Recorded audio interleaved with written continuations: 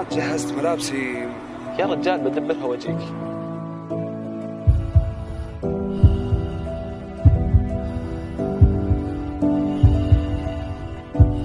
يا شباب مهند طاح.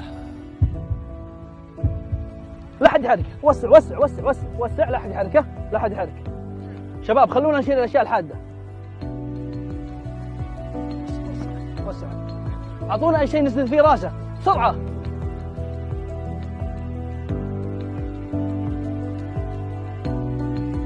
علشان التنفس نشيل المصاب على جنبه. لا هذا بسبب له اختناق، والاهم ان نركز على التنفس.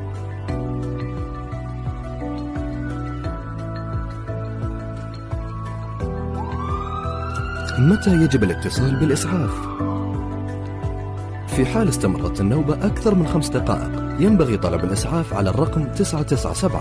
في حال تكرر حدوث النوبة مباشرة، في حال عدم عودة التنفس إلى الوضع الطبيعي بعد انتهاء النوبة، أو تعرض لأذى من جسم حاد، تعرض جسم المصاب للأذى أثناء نوبة الصرع. يجب أن نتعامل مع المصاب بعد انتهاء الحالة بكل هدوء وطمأنته أثناء الحديث، وعلى المصاب بالصرع الالتزام بتناول الأدوية والمتابعة الدورية مع الطبيب، وما تشوفون شر إن شاء الله.